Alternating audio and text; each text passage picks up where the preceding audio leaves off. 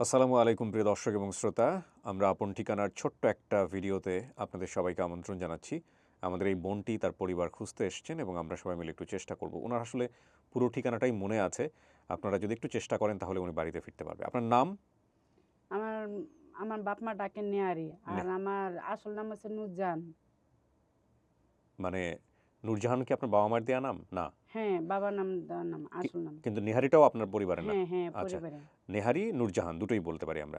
আপনার বাবার নাম ওমর আলী জি, আর মায়ের নাম অরিচা। জি, ভাই বোনের সংখ্যা ৩ জন ছিল। বড় বোনের নাম হাসিনা, ভাইয়ের নাম হচ্ছে সা আ সাজ্জা। ঠিক আছে?